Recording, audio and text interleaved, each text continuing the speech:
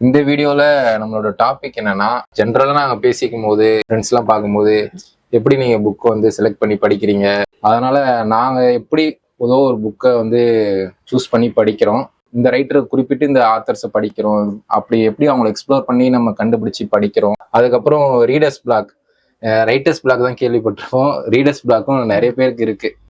பொதுவாகவே நான் வந்து எனக்கு படிக்கணும்னு ஆசை இருக்கு, ஆனா வந்து ஒரு புக் எடுத்தனால கொஞ்ச நேரம் படிக்க முடியல, என்னால் தொடர்ந்து படிக்க முடியல, எனக்கு பிடிச்ச மாதிரி புக்கு கிடைக்க மாட்டுது, இந்த மாதிரிலாம் நிறைய பேர் சொல்லுவாங்க. அந்த மாதிரி விஷயங்களை பற்றி தான் இந்த வீடியோவில் நானும் அப்துல்லும் டிஸ்கஸ் பண்ண போகிறோம். அதான் நம்ம பேஜ்லேயே பார்த்தீங்கன்னா நிறைய பேர் எப்படி புக்கு சூஸ் பண்ணுறீங்க, இல்லை எந்த மாதிரி புக்கெலாம் படிக்கிறீங்க, இந்தந்த புக்ஸ்லாம் எப்படி படிக்கிறது அப்படிங்கிற மாதிரி நிறைய பேர் கேட்டுகிட்டே இருப்பாங்க.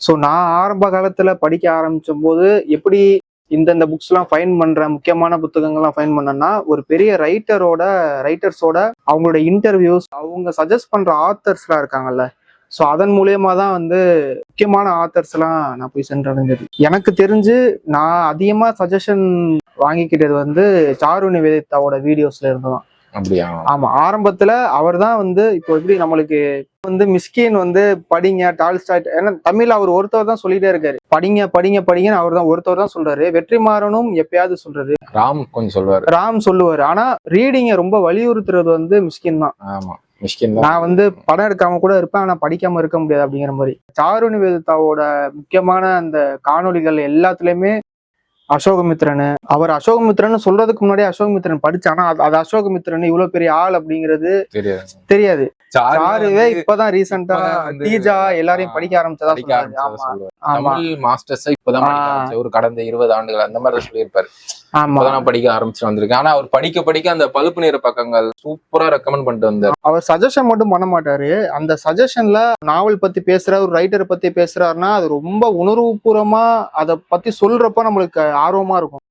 அசோகமித்ரனை பத்தி ஒரு 1.5 மணி நேரத்துக்கு பேசி ஒன்று போட்டிருப்பாரு. அதை பாக்குறப்ப அசோகமித்ரனை படிச்சே ஆகணும் அப்படிங்கிற ஒரு டெம்டேஷன் வந்துடும். அசோகமித்ரன் நிறைய ரைட்டர்ஸ் வந்து அந்த மாதிரி இன்ட்ரோடியூஸ் பண்ணிருக்கு. அதுக்கப்புறம் கொஞ்சம் சீரியஸா உள்ள போறப்ப ஜெயமோகன் நிறைய பேரை இன்ட்ரோடியூஸ் பண்ணாரு. ஸோ அவரோட இதுல பாத்தீங்கன்னா இந்த மலையாளம் லிட்ரேச்சர், பெங்காலி இலக்கியங்கள், இந்த மாதிரியான விஷயங்கள்லாம் தெரியும். சிறந்த 10 நாவல்கள் போடுவாரு. ஆமா, அதுக்கப்புறம் எஸ் ராமகிருஷ்ணனோட சஜஷன்ஸ் வந்து நிறைய. எனக்கு வந்து இதுதான், நான் வந்து காலேஜ் டைம் 17-18 வயசுல தான் படிக்க ஆரம்பிச்சேன், கொஞ்சம் லிட்ரேச்சரா படிக்க ஆரம்பிச்சேன். இப்போ வந்த உடனே எனக்கு கிடைச்சது வந்து எஸ் ராமகிருஷ்ணன் தான்.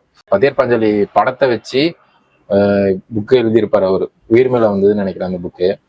அது ரொம்ப சூப்பரா இருந்தது. நான் ஃபர்ஸ்ட் டைம் படிக்கும் போது நான் அந்த படத்தை பார்த்துருந்தேன்னு நினைக்கிறேன், அப்பதான் பார்த்துருந்தேன் ரீசெண்டா.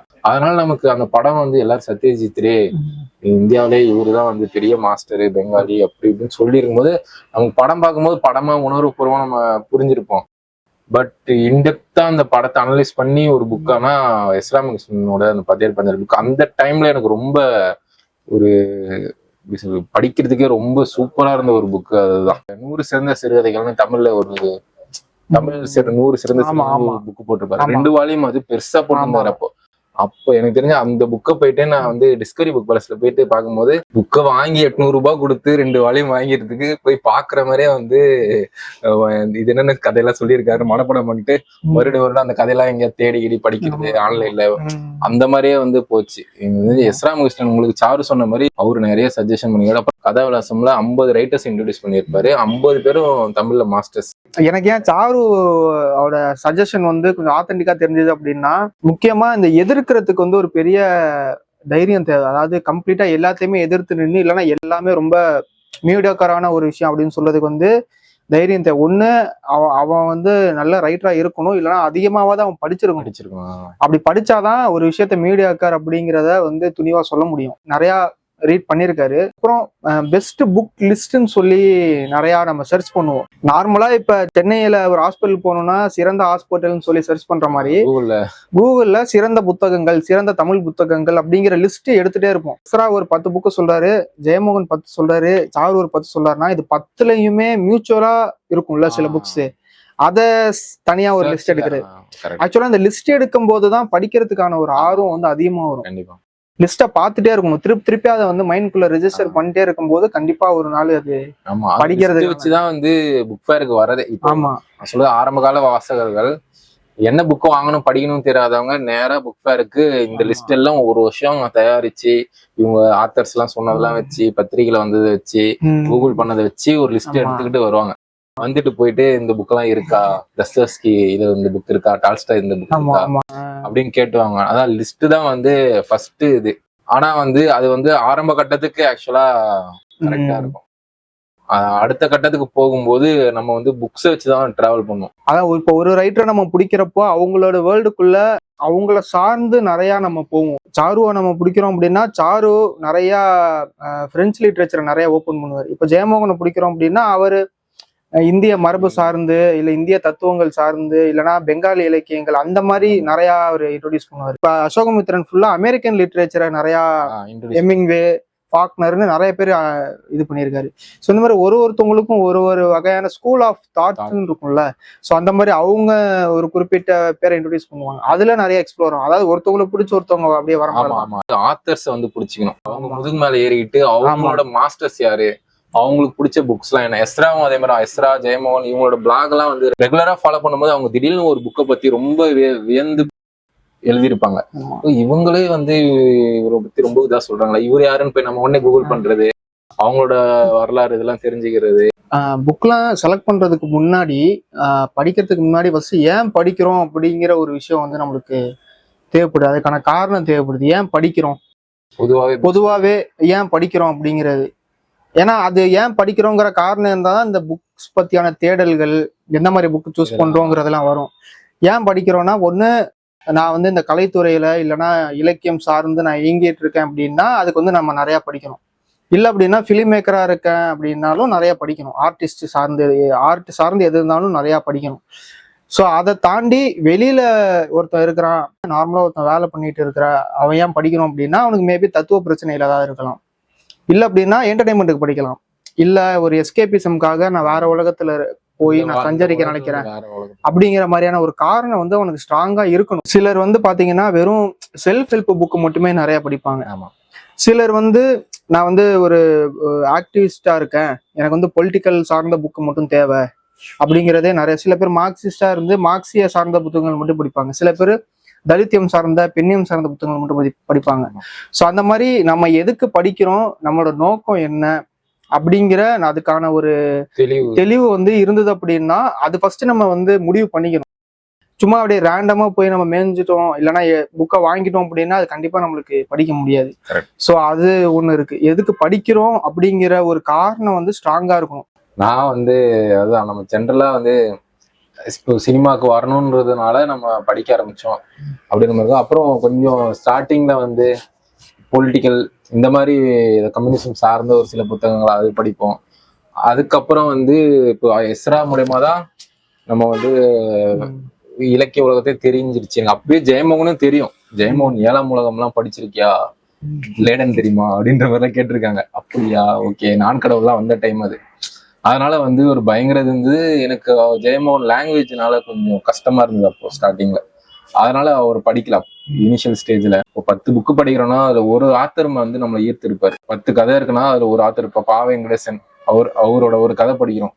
எக்ஸ்ட்ரா நிறைய இப்ப பயங்கரமான லாங்குவேஜ், பயங்கரமான கதை சொல்லல், இந்த பயங்கரமான ஃபிக்ஷன்னா இதுதான் அப்படின்ற ஒரு எண்ணம் நமக்கு வந்துரும்ல. இப்போ என்ன செய்யணும்னா இவரோட அடுத்த புக்கு படிக்கணும் அப்படின்னு இப்படிதான் சூஸ் பண்ணி அவ்வளவுதான். இப்போ என்னன்னா இந்த வருஷம் நான் வந்து பா வெங்கடேசன் ஒரு புக்கு படிச்சிருக்கேன்னா அடுத்த வருஷம் வந்து மறுபடியும் வந்து அவரோட மாஸ்டர் ஆச்சு அவரோட புக் ஒன்று படிக்கணும் கண்டிப்பா அப்படின்ற லிஸ்ட்ல வந்து உட்காந்துருக்காங்க.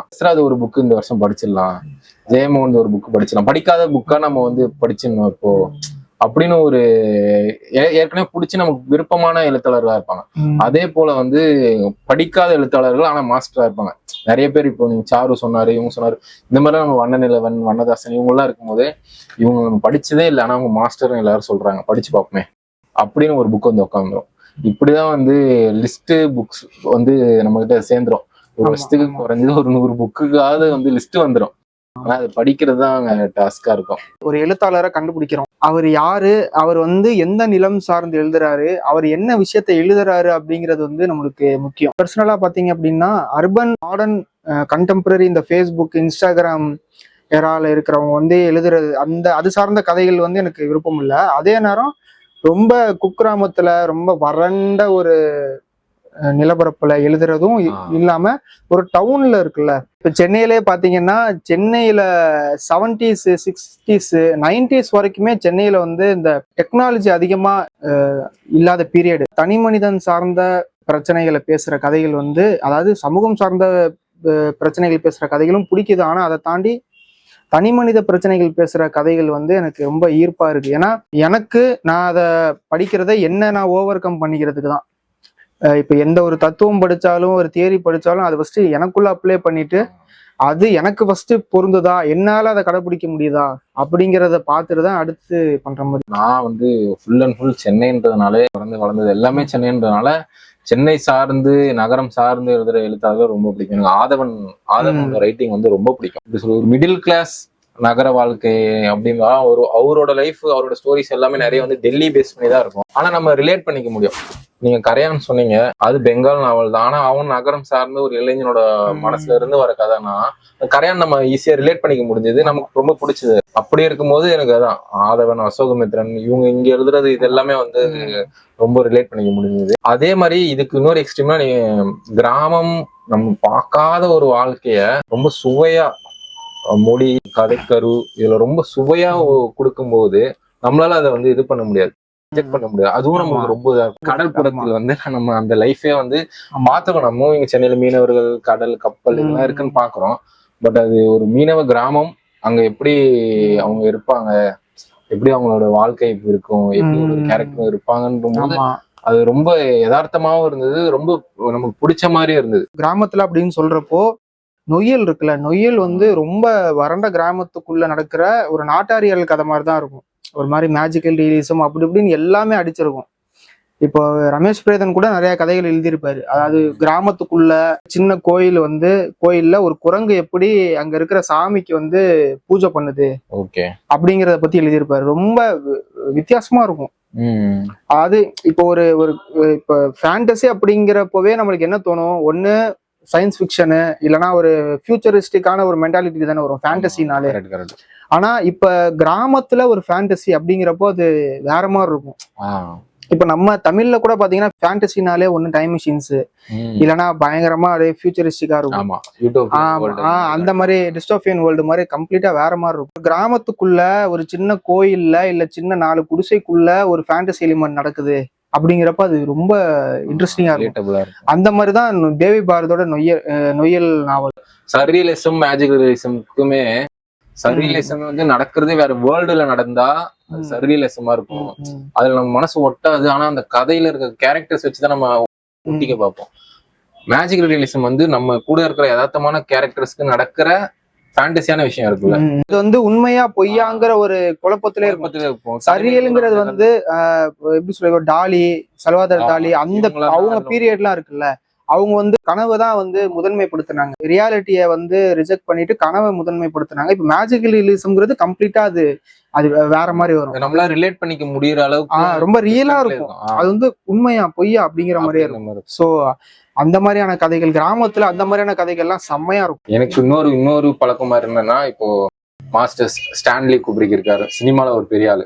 அவரோட ஃபேவரட் புக்ஸ் என்ன, இல்ல அவர் படமா எடுத்தவங்க ஆத்தர்ஸ் இருப்பாங்கல்ல, அந்த ஆத்தர்ஸ் தேடி போயிட்டு அவங்களோட ஃபேவரட், எனக்கும் பிலாசபி மேல ஒரு பெரிய இன்ட்ரெஸ்ட் இருக்குனால அந்த டாபிக் உள்ள போயிட்டு அதுல வந்து இவங்களை இன்ஃப்ளூயன்ஸ் பண்ணது யாரு, இவங்களால இன்ஃப்ளூயன்ஸ் ஆனவங்க யாரு.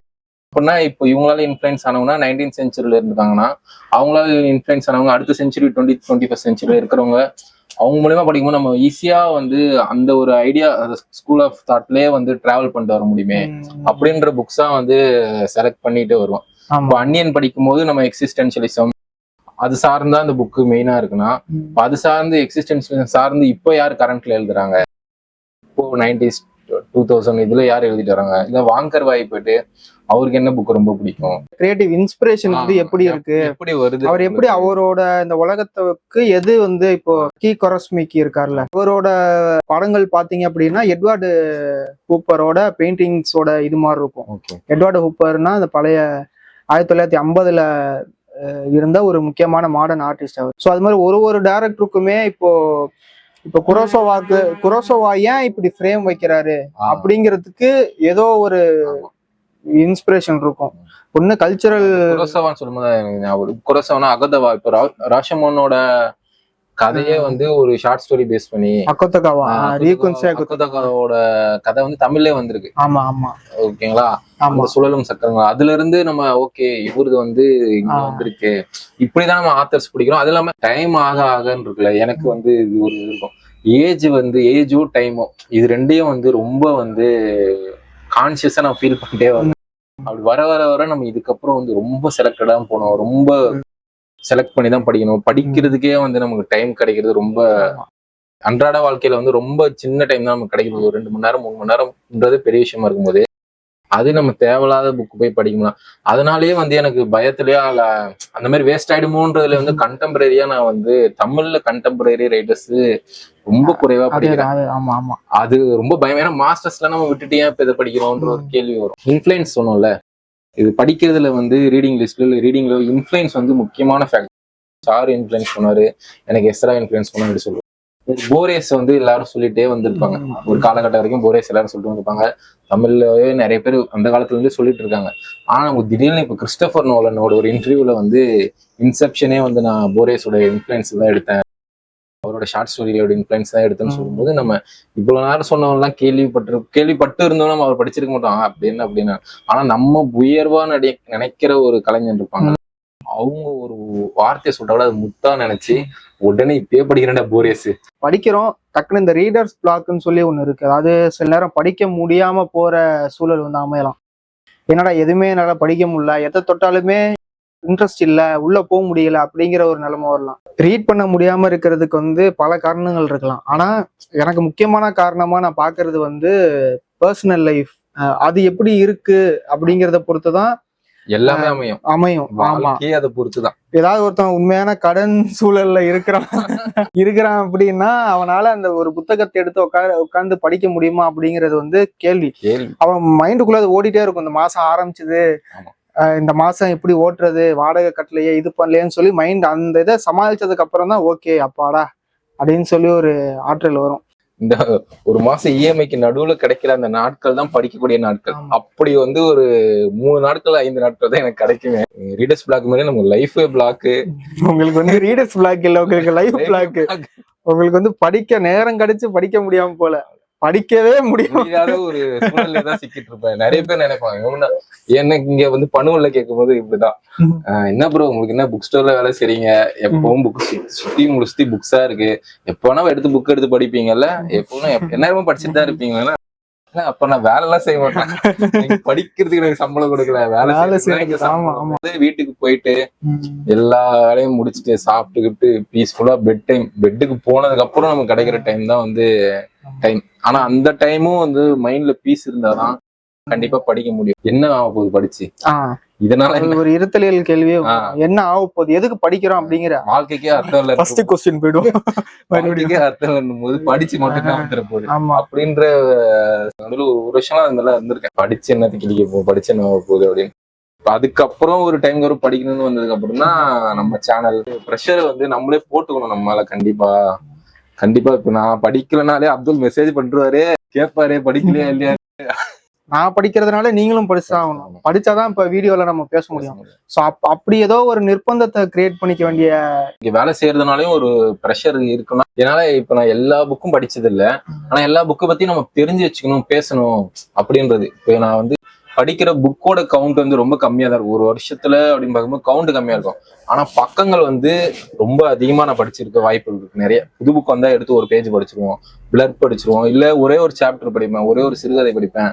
இப்படி நம்ம சூஸ் பண்றதுனால வந்து நிறைய என்னன்னா, இது வந்து விற்பனையாளரா எனக்கு ஒரு நாலேஜ் கிடைச்சிருக்குமே தவிர, ஒரு ரீடரா வந்து எனக்கு நான் முழுமையா படிக்கிற புத்தகங்கள்ல அந்த புத்தகம் எனக்கு ரொம்ப பிடிச்சிருக்கும் பட்சத்துலதான் அதுல இருந்து எனக்கு ஒரு மனசுல வந்து ஒரு பீஸ் வரும். ஒரு நல்ல புக்கை படிச்சு முடிச்சோன்ற ஒரு ஆத்ம திருப்தி இருக்குல்ல, அது வந்து ரொம்ப முக்கியமான விஷயமா பாக்குறேன். இப்ப தொடர்ந்து படிச்சுட்டே இருக்கிறவன் வந்து ஒரு கட்டத்துல வந்து அவனுக்கு சலிப்பு வருது. ஏன் அப்படி வருதுன்னா, அது ஒரு அது எப்படி சொல்ற, நம்மளுக்கு தெரியாமலே நம்மளுக்குள்ள ஒரு நிர்பந்தம் இருக்கு. என்னன்னா, தொடர்ந்து நீ ஏதாவது ஒண்ணு பண்ணிட்டே இரு, நீ வந்து ஃப்ரீயா இருக்காத. அதாவது இந்த பேர்ன் அவுட் அப்படின்னு சொல்லுவாங்க. அதாவது எப்படி சொல்ல, ப்ரொடக்டிவிட்டி பேர்ன் அவுட் அப்படின்னு சொல்லுவாங்க. அதாவது நீ ப்ரொடக்டிவிட்டியா இரு, நீ சும்மா இருக்காத, நீ ஏதாவது ஒண்ணு பண்ணு. ஏன் நீ வெட்டியா இருக்கிற, அதுக்கு உட்காந்து நீ படிக்கலாமே, 1 மணி நேரம் சும்மா இருக்குமே, இதுக்கு உட்காந்து ஒரு படம் பார்த்துருக்கலாமே, இல்ல இதுக்கு வந்து படிச்சிருக்கலாமே, இதுக்கு வந்து எழுதிருக்கலாமேன்னு சொல்லி நம்மளோட மனநிலைய வந்து காமாவே இருக்க விட மாட்டேங்குது. ஸோ இப்படி காமா இல்லாம இருக்கிறதுனால மைண்டை போட்டு ஏதோ நம்ம ரன் பண்ணிக்கிட்டே இருக்கிறோம். ரன் பண்ணிட்டே இருக்கும்போது இதனால பல பிரச்சனைகள், சைக்காலஜிக்கல் பிரச்சனைகளும் வருது. ஓவர் திங்கிங் பண்றது, இல்லைன்னா நைட்டு தூங்க முடியாம தவிக்கிறது. ஏன்னா பிரெயினை நம்ம தொடர்ந்து ஓட்டிக்கிட்டே இருக்கிறதுனால அது காமிங் எஃபெக்டே அது அடையாது கடைசி வரைக்கும். ஸோ நம்மளுக்குள்ளேயே ஒரு நிர்பந்தம் இருக்கு, ப்ரொடக்டிவிட்டி வந்து நம்ம பண்ணிட்டே இருக்கணும், ப்ரொடக்டிவா இருக்கணும், காமா இருக்காது அப்படின்னு சொல்லி. சோஃபனவர் இருக்கார்ல, ஆத்து சோஃபனவர், அவர் சொல்லுவாரு, நீங்க படிங்க, ஒரு 2 மணி நேரம் படிச்சீங்கன்னா 4 மணி நேரம் திங்க் பண்ணுங்க. படிச்சுட்டே இருக்க கூடாது, சும்மா எல்லாத்தையும் படிச்சுட்டே இருக்கிறதுனால ஒரு பர்பஸும் கிடையாது. நம்ம ஒரு ஏஜுக்கு ஆக ஆக ஆக நம்ம லிஸ்டையும் லிமிட் பண்றோம். படிக்கிறத விட வந்து இப்போ ஒரு கன்சியூம் பண்றதை விட அதனால என்ன நடக்குது அதுதான் முக்கியம். இப்போ நீங்க ஒரு ரைட்டர் ஆக போறீங்கன்னா கண்டிப்பா நீங்க வந்து நிறைய படிக்கலாம். படிச்சுட்டு ஒரு இடைவெளி விட்டு அதை சிந்திச்சு அது மூலமா நீங்க உங்களோட எழுத்தை வந்து கொண்டு வரலாம். இருக்கிற ஃப்ரீ டைம் எல்லாம் நான் படிச்சுட்டே இருப்பேன்னா அது அர்த்தமே இல்லைன்னு தான் எனக்கு தோணும். ஆமா, ஒண்ணுன்னா புக்கை வந்து ப்ராப்பரா சூஸ் பண்ணும். நைலிஸ்டிக்கா இல்ல இருத்தலியல் சார்ந்தோ இல்ல வேற மாதிரியான ஒரு எதிர்மறை சார்ந்த ஒரு தத்துவங்களை படிக்கிறோம் அப்படின்னாலும் நம்ம வந்து கலையில இருக்கோங்கிறனால எல்லா பக்கத்தையும் பார்க்க வேண்டிய நிர்பந்தம் இருக்கு. அதாவது ஒரு கொலையாளியும் பார்க்கணும், அதே நேரம் ஒரு புனிதனையும் பார்க்கணும். அதனால பாசிட்டிவாவும் படிக்கணும், நெகட்டிவான ஒரு மனிதர்களை பத்தியும் படிக்கணும். ஆனா மத்தவங்க வந்து அப்படி ரேண்டமா சூஸ் பண்றது வந்து அதுவே அவங்க ரீடிங்கை தேவையில்லாம அஃபெக்ட் பண்ணும். நோட்ஸ் ஃப்ரம் அண்டர் கிரவுண்ட் வந்து எல்லாருமே படிக்கணும்னு அவசியம் கிடையாது. சிறுகதைகள், குறுநாவல்கள் படிச்சிருக்கேன். ஆனா வந்து இந்த மாதிரி பெரிய நாவலை எடுத்தா நீ குற்றம் தண்டனை எடுத்தனா உனக்கு நீ காலி அப்படின்ற மாதிரிலாம் சொல்லியிருப்பாங்க. இது நானே நிறைய பேரை வந்து ரொம்ப மன உளைச்சல் பயங்கரமா இருக்கும் தஸ்தஸ்கி இருக்காங்கன்னா கொஞ்சம் வெயிட் பண்ணிட்டு ஏதாவது இதாக ரீட் பண்ணி மனநிலை சரியானதுக்கு அப்புறம் நீங்க படிங்கன்ற மாதிரிலாம். இல்ல தமிழ்ல வந்து இப்ப ரொம்ப நைலிஸ்டிக்கா இல்ல பெசிமிஸ்டிக்கா இருக்கக்கூடிய நாவலாசிரியர்கள் வந்து தஸ்தோஸ்கி ஒன்னு 2 3 பேர் இருக்கலாம். ஆனா அதை தாண்டி இப்ப நம்ம வேர்ல்டு லிட்ரேச்சர் எடுத்தோம் அப்படின்னா நிறைய பேர் இருக்காங்க. அவங்க எல்லாம் நம்ம தொட்டோம் அப்படின்னா காலி. அதாவது நம்ம நெகட்டிவா மனநிலையை மாத்த ஒரு கட்டத்துல நம்ம லைஃப்ல பாசிட்டிவா நம்ம ஃபேஸ் பண்ணும்போது நம்மளால அதை எடுத்துக்கவே முடியாது. அது கம்ப்ளீட்டா நெகட்டிவா தான் இருக்கும் எல்லாத்தையுமே. இப்போ பை அப்படின்னு சொல்லி ஒரு படம் இருக்கு. அந்த படத்துல ஆர்னோஸ்கியோட ஃபர்ஸ்ட் படம். அந்த படத்துல வந்து ஒரு சயின்டிஸ்ட் ஒருத்தன் சொல்லுவான், நீ ஏதாவது ஒரு விஷயத்துல அப்சஷனா இருக்க அப்படின்னா நீ பாக்குற எல்லா விஷயத்துலயுமே அந்த விஷயத்த மட்டும் தான் நீ குறிப்பா பார்ப்ப, மற்ற எல்லாத்தையுமே நீ ஃபில்டர் பண்ணிடுவ. ஃபார் எக்ஸாம்பிள், ஒருத்தன் வந்து ரொம்ப பெண் பித்தனா இருக்கா அப்படின்னா ஒரு பெண்ணை பார்க்கும் போதெல்லாம் அவனுக்கு வந்து காமம் மட்டும்தான் தெரியும். அந்த பொண்ணு ஒர்க் பண்ணுதா, அந்த பொண்ணுக்கு டேலண்ட் இருக்கா, நல்லா பாடுமா, நல்லா பேசுமா, நல்ல குணம் இருக்காங்கிறதெல்லாம் பார்க்க மாட்டான். பெண் பித்தனா இருக்கான் அப்படின்னா அவன் பாக்குறப்பெல்லாம் செக்ஷுவல், இந்த பொண்ணு எப்படி நம்ம வந்து செடியூஸ் பண்றது, இது பண்றது, செக்ஸ் வச்சுக்கிறது அப்படிங்கிறத மட்டும் தான் பார்ப்பான். ஸோ அந்த மாதிரி நெகட்டிவ் மைண்ட் வந்து ஒரு கட்டத்தில் இப்போ நம்ம இன்ஸ்டாகிராம்ல பார்த்தீங்கன்னா அந்த ஒரு நெகட்டிவ் மைண்ட் செட்டு இல்லைனா வந்து ஒரு பெசிமிஸ்டிக்கான மைண்ட் செட்டை வந்து ஈஸியாக எடுத்துக்கிறாங்க. டிப்ரெஷன்லாம் வந்து ரொம்ப ஈஸியா அது ஒரு ஃபன்னா மாத்திட்டே இருக்காங்க. அது வந்து காமெடியா அவங்க பண்றாங்க, ஆனா அது உண்மையிலே மனநல மாறிடும். அது சும்மா எனக்கு எதுவும் ஒரு மாதிரி இருக்குனாலே நான் டிப்ரெஷன்ல தான் இருக்கேன். அது வந்து அவங்க ஏத்துக்கிறாங்க. உண்மையில டிப்ரெஷன் இருக்கும், அது ஏத்துக்கணும் தான், ஏத்துக்கிட்டு மாத்தணும். ஆனா இது என்ன பண்றாங்கன்னா அவங்க அதை குளோரிஃபை பண்ணிடுறாங்க. அவங்களுக்குள்ள இருக்கிற ஒரு வாய்டை ஃபில் பண்றதுக்கு ஏதோ ஒரு எமோஷன்ஸை வந்து அவங்க போடணும். ஒன்று ஹாப்பியான எமோஷன்ஸ் போடணும், இல்லைன்னா சேடான ஒரு எமோஷன்ஸ் போடணும். ஹாப்பியான எமோஷன்ஸ் வந்து ஈஸியா கிடைக்கிறது இல்லை. சேடான எமோஷன், சோகமாகறதெல்லாம் டக்குன்னு ஆயிடும், டக்குன்னு கோவப்பட்டுரும், டக்குன்னு காஜாயிடும். இதெல்லாம் ஈஸியா ஆகுறதுனால அவங்க அதை வச்சு ஃபீல் பண்ணிக்கிறாங்க. ரீடர்ஸ் பிளாக் இப்போ எனக்கு எப்படி நான் வந்து சரி கட்டுவோம்னா, நம்ம இருக்கிறதே வந்து நம்ம இருக்கிற ஏஜே வந்து டிஸ்ட்ராக்ஷன் தான். சும்மா ஒரு ஃபோன் எடுத்து எப்படி போயிட்டு ஒரு போஸ்ட் பார்த்தா அதுக்கு அப்புறம் ஒரு ஷார்ட்ஸ் பார்த்தோம்னா அது கொண்டு போய் ரீல்ஸ்ல விட்டு அப்படியே வந்து டைம் போயிட்டே இருக்கும். இந்த மாதிரி டைம்ல எனக்கு வந்து அதான் ஒரு 10 ரீல் பார்த்துட்டே இருக்கும். எதுக்கு நம்ம இப்போ இதை பார்த்துட்டு இருக்கோம், ஃபோனை ஆஃப் பண்ணு, ஃபோனை கட் பண்ணு, தூக்கி ஓரமாவே, இந்த மாதிரி தோணும். ஆனா இந்த மாதிரி தோணாம நிறைய வாசல்கள் வந்து நிறைய டைம் அதுல போகுது.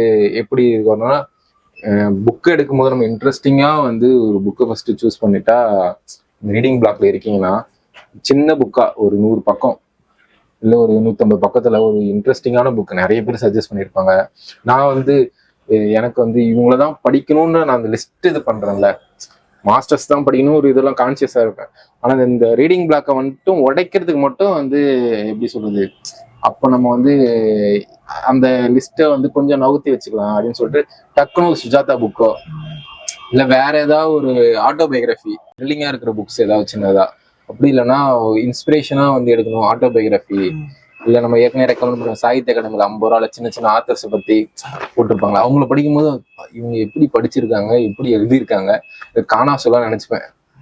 அவர்லாம் வந்து வாழ்க்கை பூரா எழுதியிருக்கா படிச்சுக்கிட்டே இருந்த, அதான் அவங்களாம் வந்து 16 மணி நேரம் படிச்சுட்டு 4 மணி நேரம் 5 மணி நேரம் தான் எழுதியிருப்பாங்க. அந்த மாதிரி ஒரு வாழ்க்கையை வாழ்ந்திருப்பாங்க. நம்ம அப்படி பெரிய ரைட்டரோ இல்லை எந்த இதுலயும் நம்ம இல்லைனாலும் அதை ஒரு குற்ற உணர்வு நமக்கு வந்துடும், நம்ம படிக்கணும் அப்படின்னு. அப்போ அதை உடைக்கிறதுக்கு என்ன பண்ணணும்னு தேடிக்கிட்டே இருப்பேன். அட்டென்ஷன் டெஃபிஷியன்சி, ஒரு விஷயத்துல நம்மளால அட்டென்ஷனா ஃபோக்கஸ்டா இருக்க முடியல. அதே சொல்ல மாதிரி தான் சோஷியல் மீடியா தான் முக்கியமான காரணம். அதாவது சோஷியல் மீடியாவில் வந்து இன்ஸ்டன்ட் கிராட்டிஃபிகேஷன், உடனே எனக்கு வந்து இந்த புக்கு படிச்சா எனக்கு ஒண்ணு என்ன கிடைக்கும். ஒரு படம் பாக்குறோம் அப்படின்னா அதுக்கு என்ன ஒரு 2 மணி நேரம் ஸ்பெண்ட் பண்றோமா, 2 மணி நேரத்துல எனக்கு உனக்கு நடக்குது இல்ல. ஆனா அது புக்ல இது நடக்காது. புக்ல வந்து நீ ஒரு 3 நாள் தொடர்ந்து நீ படிச்சாதான் 3ஆவது நாள் எண்டிங்ல உனக்கு ஒரு ஏதோ சம்திங் ஒன்று நடக்கும். அது கிடைக்காமலும் போகலாம், ஆனா அதுக்கு நீ 3 நாள் ஸ்பெண்ட் பண்ணணும். 3 நாள் வந்து நீ எல்லாத்தையும் விட்டுட்டு நீ அதை ஸ்பெண்ட் பண்ணணும். என்னடா எல்லாமே ஒரு மாதிரி இருக்கு, இப்ப எதை படிக்கிறது அப்படின்னு யோசிக்கிறப்போ ஒரு ஷார்ட் ஸ்டோரியில இருந்து ஆரம்பிக்கலாம், இல்லைன்னா பொயட்ரில இருந்து ஆரம்பிக்கலாம். இது 2த்துல இருந்து ஆரம்பிக்கிறது பெட்டர். ஏன்னா ஷார்ட் ஸ்டோரினா கண்டிப்பா 3 பக்கமா தான் அட்லீஸ்ட் நம்ம செலவு பண்ணணும். படிச்சா ஓகே நல்லா இருக்கே, அப்பதான் அந்த மைண்ட் மறுபடியும் அந்த பழைய இதுக்கு வரும். இப்ப ரீடர்ஸ் பிளாக்ல இருந்து எப்படி வெளியே வரதுக்கு வந்து நிறைய இது இருக்கு. ஒண்ணு வந்து அதான் ஷார்ட் ஸ்டோரிஸ் இல்லைன்னா பொயட்ரி படிக்கிறது. இல்ல அப்படின்னா எனக்கு தெரிஞ்சு நார்மலா அப்படியே வெட்டுறது, அமைதியா இருக்கிறது தான் வர வரைக்குமே. ஆமா, ஒரு 4 நாள் 5 நாள் இல்லைன்னா அட்லீஸ்ட் ஒரு மாசமாவது ஓகே அது விடு. அது வந்து அது அப்படிதான் அந்த ஃபேஸ் அது எப்படிதான் எடுத்துக்கும். அதுக்கான டைம் வந்து நம்ம கொடுக்கணும் அப்படிங்கிற மாதிரி அதை அப்படியே விடுறது நல்லது. சில நேரம் அமைதியா இருக்கலாம், இல்ல வேற ஆர்ட்டுக்கு வந்து ஆமா படம் பார்க்கலாம், மியூசிக் படம் பார்க்கலாம், இல்லைன்னா அதாவது காமெடி ஷோஸ் பார்க்கலாம், இல்லைன்னா வேற ஏதாவது பண்ணலாம். ரொம்ப மைண்டுக்கு வேலை கொடுக்காத ஏதாவது பண்ணிட்டா ஒரு கட்டத்துல அது சலிப்பாயிடும். நம்ம பண்றது சலிப்பாயி இதுக்குள்ள வரணும். கடைக்கு போய் அடிக்கடி புக்ஸ் வாங்குறது வந்து இந்த ரீடிங் பிளாக் வந்து கியூர் பண்ணும். பணுல வந்து வாங்குறது போட்டாரு ப்ரமோஷன். வந்தீங்கன்னா உங்களுக்கு எந்த ரீடிங் பிளாக்கா இருந்தாலும் நாங்க வந்து 2 நிமிஷத்துல பிளாக் அடப்பு எடுத்து ரீடிங் அடப்பு எடுத்து கொடுத்துருவோம். ஓகே, அதான் கடைக்கு போய் புக்ஸ் வாங்குறது வந்து முக்கியமான விஷயம். அடுத்து வந்து ரீடர்ஸ் சார்ந்த இல்லைன்னா படிக்கிறவங்கள ஃப்ரெண்டா வச்சுக்கிறது, அது ரொம்ப முக்கியம். ஏன்னா இப்ப நம்ம தொடர்ந்து படிக்கணும்னா கூட இப்போ ஒரு புக்கு படிக்கிறோம் அப்படின்னா அந்த புக்கை பத்தி பேசுறதுக்கு ஒரு ஃப்ரெண்ட் இருக்கணும். மாதிரி மியூச்சுவலா டிஸ்கஸ் பண்றதுக்கு 2-3 ஃப்ரெண்ட்ஸ் பிடிச்சி வச்சுக்கிறப்போ நம்ம சும்மா இருக்கிற டைமா அவனுங்க ஏதாவது புக் அனுப்பி ப்ரோ இந்த புக்கு படிச்சீங்களா, இந்த இது படிச்சீங்களா, இந்த புக்கு புதுசா வந்திருக்கே, சரி இதை பத்தி இப்படி எழுதியிருக்காரு அப்படிங்கிறப்ப ஆர்வம் வரும். ஸோ ஃப்ரெண்ட்ஸ் வந்து அது சார்ந்த சர்க்கிளை கிரியேட் பண்ணிக்கிறது தான் ரொம்ப முக்கியம். இது இந்த கருத்து வந்து உடன்படுறேன். இந்த வீடியோவில் வந்து நாங்கள் எப்படி புக்கை சூஸ் பண்ணுறோம், எப்படி ஆத்தர்ஸ்லாம் எக்ஸ்ப்ளோர் பண்ணுறோம், அதுக்கப்புறம் ரீடிங் பிளாக்ஸ் இதை பற்றிலாம் பேசியிருக்கிறோம். வாசிக்கக்கூடியவர்கள் இதை வந்து எடுத்துக்கிட்டு வாசிப்பை வந்து இன்னும் மேம்படுத்தலாம்.